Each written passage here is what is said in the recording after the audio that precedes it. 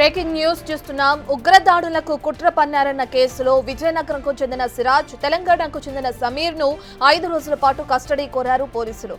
కాగా ఇవాళ స్థానిక కోర్టు అనుమతిచ్చే అవకాశాలున్నాయి. దీంతో విజయనగరం జిల్లా పోలీసులు ఎన్ఐఏతో కలిసి నిందితులను విచారించే అవకాశాలున్నాయి.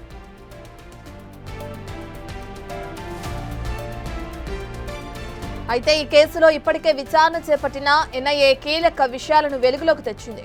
ముఖ్యంగా సిరాజ్ కుటుంబ ఆర్థిక లావాదేవీలపై ఫోకస్ చేసింది. విజయనగరం డీసీసీబీ బ్యాంకులో లావాదేవీలను సేకరించారు ఎన్ఐఏ అధికారులు. 2015లో డీసీసీబీలో సిరాజ్ అకౌంట్ ఓపెన్ చేసినట్లు కూడా గుర్తించారు. 2015 నుంచి జరుగుతున్న మొత్తం లావాదేవీల డేటాను బ్యాంకు నుంచి సేకరించారు. కొత్త వలసలో సిరాజ్ ఇంజనీరింగ్ చేసిన కాలేజీకి వెళ్లి ఆరా తీశారు. కొత్త వలసలో ఉద్యోగం చేసిన శారదా కంపెనీకి కూడా వెళ్లి సిరాజ్ గురించి ఆరా తీశారు. సిరాజ్ మొబైల్ డేటా మొత్తం సేకరించి అతని కాల్ డేటా ద్వారా కీలక సమాచారం రాబట్టారు. కాల్ డేటాలో ఉన్న క్లోజ్ ఫ్రెండ్స్, కుటుంబ సభ్యుల ద్వారా కీలక సమాచారం సేకరిస్తున్నారు.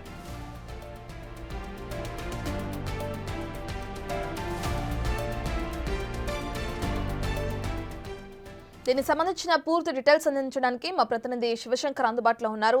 రైట్ శివశంకర్, సిరాజ్ కి సంబంధించిన విచారణ ఏ విధంగా కొనసాగుతుంది? ఇప్పటివరకు వెలుగులోకి ఎటువంటి విషయాలు వచ్చాయి? దీని తర్వాత ఎటువంటి విచారణ కొనసాగే అవకాశం కనిపిస్తుంది? సిరాజ్ కేసులో ఇప్పటికీ ఎన్ఐ అధికారులు అయితే దర్యాప్తు వేగవంతం చేశారని చెప్పుకోవచ్చు. అయితే కోర్టు ఇంకా కస్టడీకి ఇవ్వడం వల్ల కొంత ఉత్కంఠ అయితే నెలకొంటుంది. సుమారు 3 రోజుల నుంచి కూడా కోర్టు కస్టడీ కోసం ఇలా అంటే అటు పోలీసుల కస్టడీ, కోర్టు జడ్జిమెంట్ కోసం అయితే వెయిట్ చేస్తున్న పరిస్థితి ఉంది. అయితే నిన్న ఇస్తారని భావించినప్పుడు కూడా నిన్న ఇవ్వకపోవడంతో ఈ రోజు ఎలాగైనా ఇచ్చే పరిస్థితి ఉందని చెప్పేసి అటు అవకాశం కనిపిస్తోంది మనకి. మరోవైపు మనం చూసుకున్నట్లయితే ఇప్పటికే సిరాజ్ కావచ్చు, సిరాజ్ కుటుంబానికి సంబంధించిన బ్యాంకు యొక్క ఆర్థిక లావాదేవీలను ఇప్పటికే ఫ్రీజ్ చేసినట్టు తెలుస్తోంది. మరోవైపు సిరాజ్ బ్యాంకు అకౌంట్ లో ఉన్నటువంటి 40 లక్షల రూపాయలు కావచ్చు, మిగతా కుటుంబ సభ్యుల అకౌంట్లో కావచ్చు, అంతా మొత్తం నగదు ఎందుకు వచ్చిందనే దానిపై కూడా పలు అనుమానాలు వ్యక్తమవుతున్న పరిస్థితి ఉంది. ముఖ్యంగా మనం చూసినట్లయితే సిరాజ్ తండ్రి గత సుమారు 2 సంవత్సరాల క్రితం లోన్ పెట్టి ఇల్లు కట్టిన తర్వాత కూడా ఎంత మొత్తంలో డబ్బు ఎలా వచ్చిందనే దానిపై కూడా కీలక ఆధారాలంటే అధికారులు సేకరిస్తున్న పరిస్థితి. ఎందుకంటే మొత్తం వాళ్ళు అద్దె ఇంట్లో ఉన్నామని చెప్పారు, తర్వాత లోన్ పెట్టామని చెప్తున్నారు, తర్వాత బ్యాంకు లాకర్లు ఓపెన్ చేయడానికి వచ్చిన పరిస్థితి. అది కూడా 2 సార్లు సిరాజ్ తండ్రి బ్యాంకు వచ్చి బ్యాంకు లాకర్లు ఓపెన్ చేయడానికి ప్రయత్నించిన పరిస్థితుల్లో దీన్ని చాలా సీరియస్ గా తీసుకున్నారు.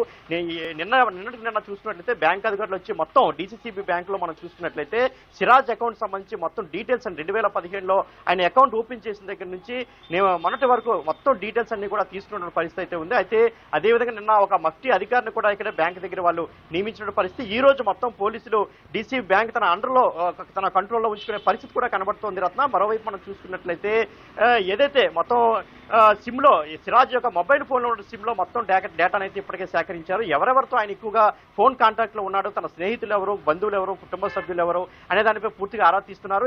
ఎవరితోనైతే సిరాజ్ చాలా క్లోజ్ గా మూవ్ అయ్యేవాడు, ఎవరైతే సిరాజ్ యొక్క క్లోజెస్ట్ ఫ్రెండ్స్ ఉన్నారో వారిలో కొంతమందిని ఎప్పటికే ఎన్ఐ అధికారులు నిన్న కలిసినట్లు తెలుస్తోంది. వారి ఇళ్లకి వెళ్లి సిరాజ్ గురించి ఆరా తీసినట్టు కూడా తెలుస్తున్నటువంటి పరిస్థితి అయితే ఉంది. మరోవైపు ఇంకా సిరాజ్ ట్యాబ్ ఓపెన్ చేయాల్సి ఉంది. ఏదైతే సిరాజ్ ని పోలీస్ కస్టడీకి ఇస్తే ట్యాబ్ను కూడా ఓపెన్ చేసి మరింత కీలక సమాచారం రాబట్టే అవకాశం కనిపిస్తోంది. మరోవైపు మనం చూసుకుంటే ఇప్పటికే 3 సీఐతో అటు విజయనగరం రూరల్ సీఐ కావచ్చు, భోగాపురం రూరల్ సీఐ కావచ్చు, విజయనగరం 2 టైమ్స్ సీఐ వీళ్ళు 3తో పాటు డిఎస్పీని వీళ్ళకి అధికారిగా నియమించి వీళ్ళందరితో కస్టడీ పిటిషన్కి ఇచ్చిన తర్వాత వీళ్ళతో విచారించే అవకాశం కనిపిస్తోంది ఎన్ఐ అధికారుల సమక్షంలో.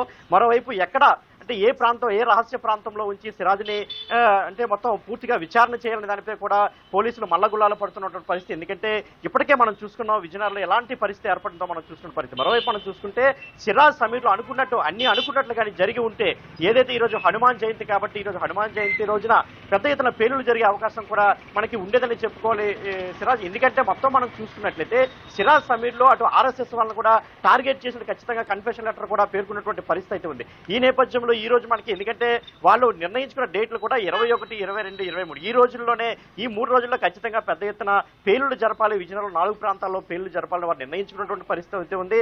అదేవిధంగా ఆర్ఎస్ఎస్ నేతలపై దాడి చేయాలన్నటువంటి ఆలోచన కూడా వాళ్ళకు ఉన్నట్టు సిరాజ్ కూడా కన్ఫెషన్ లెటర్లో చెప్పాడు. కాబట్టి ఈ రోజు హనుమాన్ జయంతి రోజున పెద్ద ఎత్తున పేలుళ్లు జరిగే అవకాశం ఉండేదని చెప్పుకోవచ్చు. అటు తెలంగాణ కౌంటర్ ఇంటెలిజెన్స్ కావచ్చు, ఆంధ్ర ఇంటెలిజెన్స్ కావచ్చు, లోకల్ పోలీసులు కావచ్చు, నిజంగా ఈ ఆపరేషన్ కానీ చేపట్టకపోయి ఉంటే ఈ రోజు పరిస్థితి ఎలా ఉండేదని ఆలోచించుకోవడానికి ఒక భయానకమైనటువంటి ఉన్నటువంటి వాతావరణం కలిగిందని మనం చెప్పుకోవచ్చు.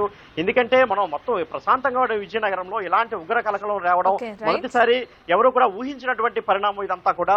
కాబట్టి ఈ రోజు ఎన్ఐఏ అధికారులు దర్యాప్తు చాలా ముమ్మరం చేశారు. ఎందుకంటే దేశవ్యాప్తంగా వీళ్ళు సుమారు 4 రాష్ట్రాల్లో ఒకేసారి పేలుళ్లు జరపాలని నిర్ణయించారు. కాబట్టి దానికి సంబంధించి కూడా కీలకమైన సమాచారం రాబట్టడానికి ఇప్పటికే పోలీస్ కస్టడీ కూడా అడిగినటువంటి పరిస్థితి ఉంది. ఈ రోజు కస్టడీ కనుక ఇచ్చినట్టయితే మొత్తం అన్ని ఫార్మాలిటీస్ కూడా పూర్తి చేసి విజయనగరం తీసుకొచ్చి రహస్య ప్రాంతంలో అయితే విచారించే అవకాశం కనిపిస్తోంది. అదేవిధంగా బ్యాంకు సంబంధించి పూర్తిగా డీసీబీ బ్యాంక్ ఏదైతే ఉందో దాన్ని కూడా పోలీసు Okay. పూర్తిగా తన కస్టడీలోకి తీసుకునే అవకాశం కూడా కనిపిస్తోంది రత్న.